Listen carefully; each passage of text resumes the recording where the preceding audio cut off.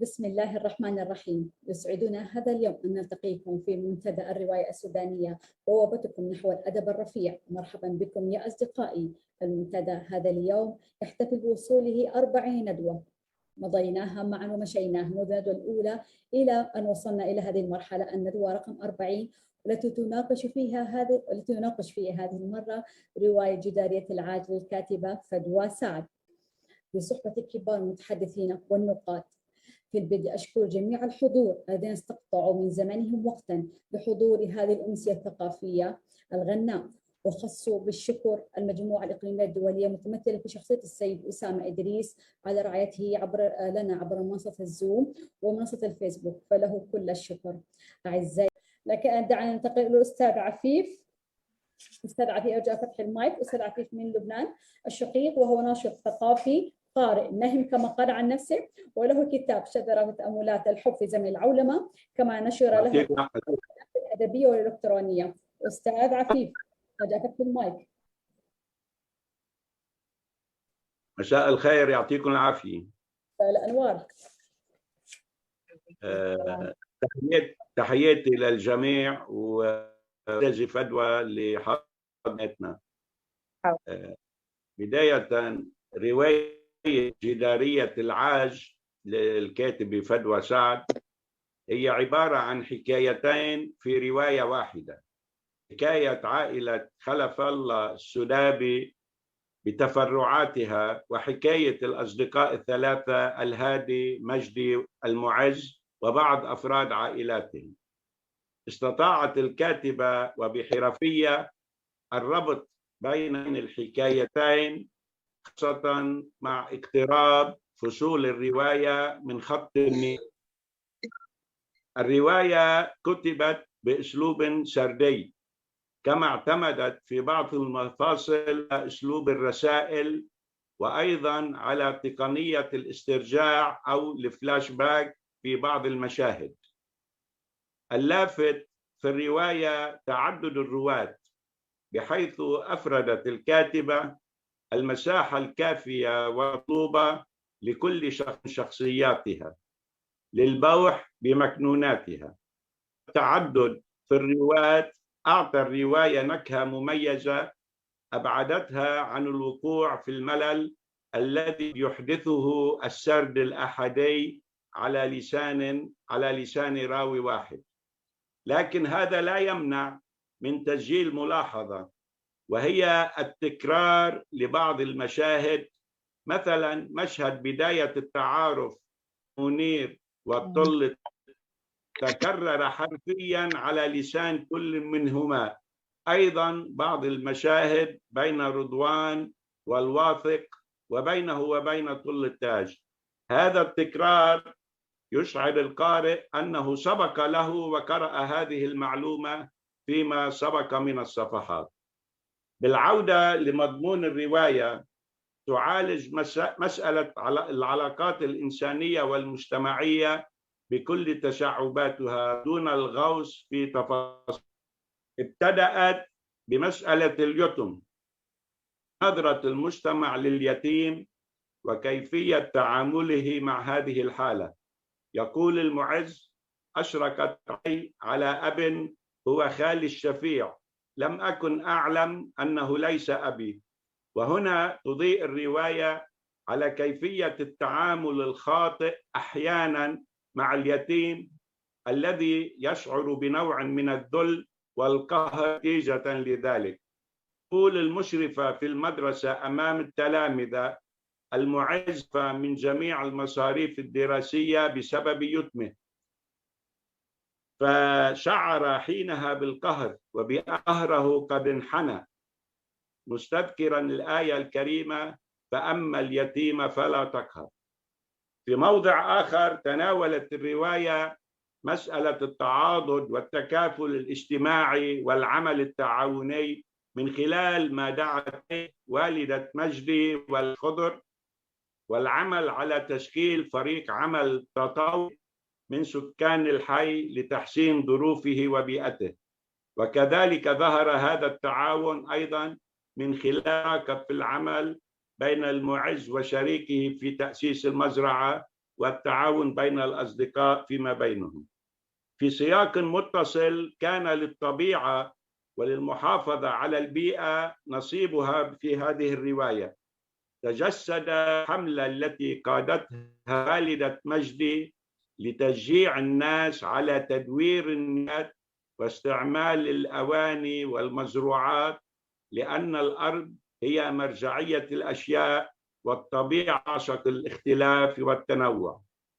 نقطة أساسية نستطيع استنتاجها من هذه الرواية وهي ما أسميها عقدة الأخ الأكبر، وهذا ما حاول رضوان الإفصاح عنه في رسالته الأولى. كشف عن صراع يعيشه نتيجة علاقته بأخيه الأكبر منير، وكيف كان يشعر باستمرار أنه الأخ الملحق بالأخ الأكبر، حتى عندما قررت أخته أن تخطب له طل التاج وسألها لماذا، أجابته: هذا سيسعد أخيك منير.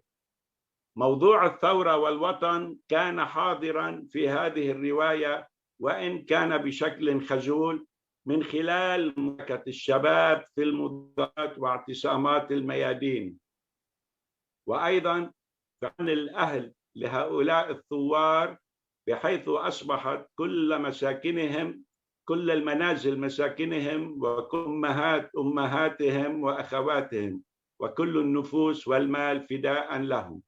وقدمت الرواية في النهاية أحد أبطالها وهو المعز قربانا وشهيدا من شهداء الثورة هذه.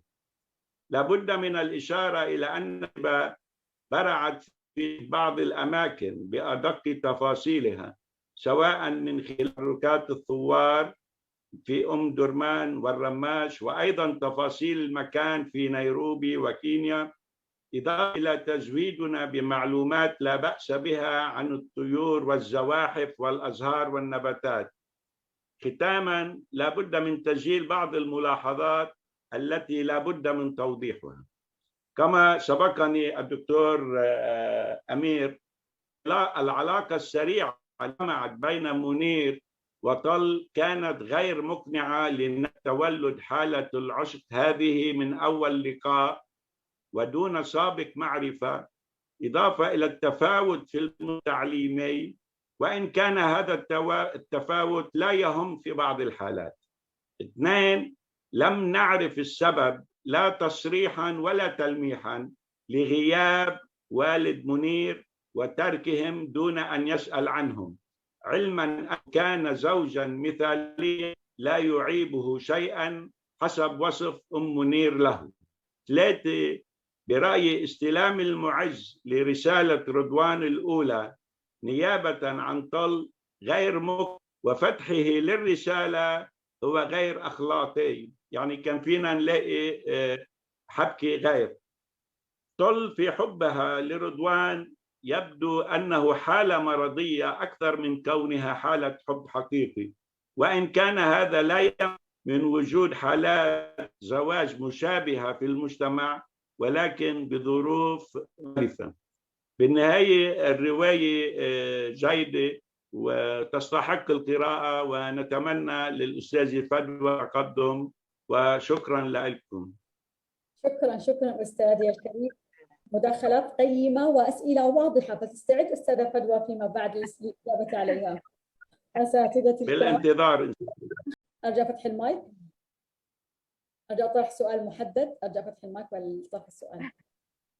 استعدي. أنا تعقيبا على الشيء اللي تفضلت فيه الأستاذة فدوى حول أنه بينترك أحيانا القارئ هو يعمل تفكيره ليفتش عن الأسباب، هذه تقريبا بتصح بالروايات اللي فيها النهايات المفتوحة، مش بسياق الرواية اللي بتخلي القارئ بحيرة إنه لا هالمعلومة هذه ناقصة وغير مقنعة. القارئ هو شريك للكاتب، مثلا بالنهاية لما تكون رواية هي نهايتها مفتوحة، وهذه أنا من أنصار هالنظام هذا، أن تكون الروايات مفتوحة، بصير القارئ دوره أكثر وشريك فعلي للكاتب. أما بالنسبة لأنه ليش بيو لمنير غاب وترك، والقارئ مهمته هلا يفتش او يخترع اسباب.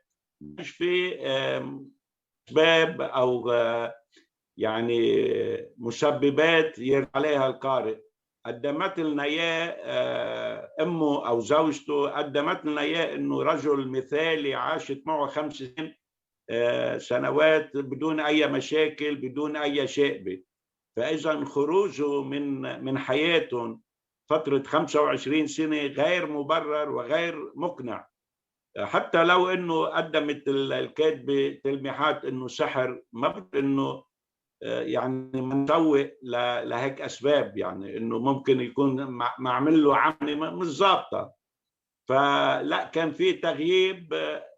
انا بلاقيها انه ما كانت مقنعه لإلي، ما بعرف، وهذا رايي ديمقراطي انا.